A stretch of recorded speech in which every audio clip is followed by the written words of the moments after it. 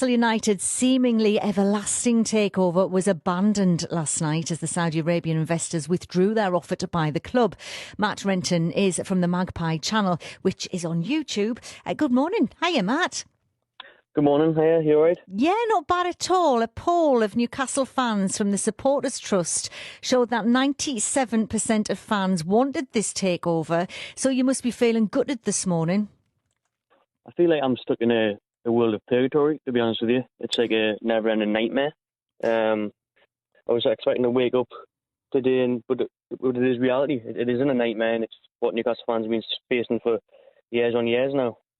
It's just been going on and on for such a long time. Can you see a future without Mike Ashley as the owner now? Or do you think that's it? He's in for the long haul? I literally can't, because it feels like that horror movie, I Know What You Did Last Summer. If you've seen it, every summer there's a new owner coming through the door. Last year it was the Dubai lot. This year it's Saudi Arabia. Next year it'll probably be China. I mean, we seem to be the Henry Morris, the American tycoons waiting in the wings. But every time a takeover story breaks now, Newcastle fans are just going to push it away with disbelief, because it feels like we've been here deja vu over and over again. The takeover's coming, the takeover's close, the takeover's happening next week, and then it falls through. It feels like Mike Ashley is just going to always be in charge of this club, and as long as he is, it's going nowhere. He isn't popular at Newcastle, but this takeover from Saudi Arabia was also controversial as well. But is the case then it's better to have somebody else rather than the current ownership? Absolutely, for Newcastle fans, because whatever issues are going on in Saudi Arabia, they're not for the average Newcastle United fan to comprehend, because you see Saudi Arabian are trying to change. They've been anti-Joshua fights just been over there. The owners of Sheffield United, who are now a Premier League club. So if things are changing in that direction, why can't Newcastle? The test is there. They didn't technically fail the test. The Premier League just took forever in responding to it. So we need answers on that. But for Newcastle fans, we're not necessarily concerned who takes over, as long as their intentions of the club are the best interest of their heart. Because at the moment, I feel sorry for the community as well, because the Saudi Arabians, in the manner Stevie had mentioned, they were going to pump money into the local economy, hospitals, universities, schools, a bit like what the Sheikhs have done at Manchester City. So it's very disgruntled and disheartening times for Newcastle fans at the moment.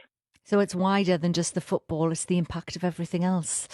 Good to speak to you. Thank you very much, Matt. Matt Renton from the Magpie channel, which is on YouTube, of course.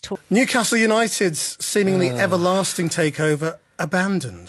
Yes, it dragged on 4 months, this.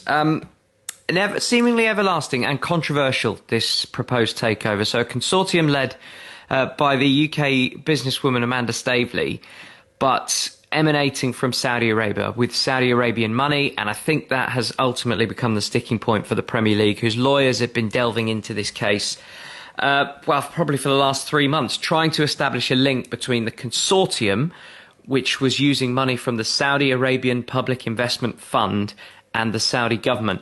Added into the mix, muddying the waters, the fact that there was a big case earlier this football season where TV piracy rights were emanating out of Saudi Arabia on a TV station called Be Out Q, and the Saudis have said that it's nothing to do with them.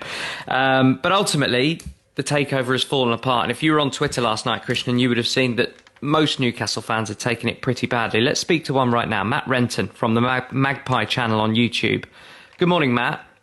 Morning.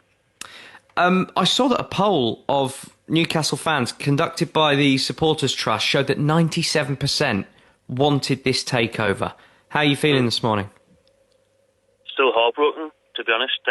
Was hoping it was all a bad dream, but unfortunately, still going through Twitter, and it's a reality that Newcastle are going to be stuck with an ambitious, uncaring owner for the foreseeable future, Mike Ashley, who has absolutely no promise for this football club to lead it forward, and it looks like we're just going to be fighting relegation every year until the Premier League can accept someone that does want to buy the club. You weren't fighting relegation this year, though. Well, we'll wait until, obviously, before the restart, and let's be honest, towards the end, it still got a bit sticky. We were lucky that everybody else below us was that bad, and we can't get away with it every year where our defenders are going to be our top goal scorers, and we'll be relying on a £40 million misfiring striker again next season. So a relegation battle is inevitable. And Mike Ashley. Yeah. Well, you mentioned Mike Ashley a couple of times there, and I know he's not popular among the supporters at Newcastle. But this would have been real controversial ownership. Is it the case at St James's Park that anything is better than the current ownership? It is, because what's going on in Saudi Arabia, the whole human rights things, don't get us wrong, it's a huge issue, but you've got Sky Sports showing boxing over there. You've got Sheffield United are owned by Saudi Arabian owners. So why can't Newcastle United be owned by Saudi Arabian owners? You look at Mike Ashley's track record as a human being isn't great. His staff haven't got the best human rights record in sports direct factories. So in terms of being a Newcastle United fan, we just want to see our club show some ambition. The thing is with this Saudi Arabian deal, it seemed too good to be true because we're linked with the biggest and best players in the world. Newcastle fans don't even want that. They just want promise of trying to reach top 8, top 6, trying to even be a Wolves now for Newcastle would be good. So it shows how much the club has fallen under Mike Ashley. Yeah, Matt, always good to speak to you. Matt Renton from the Magpie channel on YouTube. Some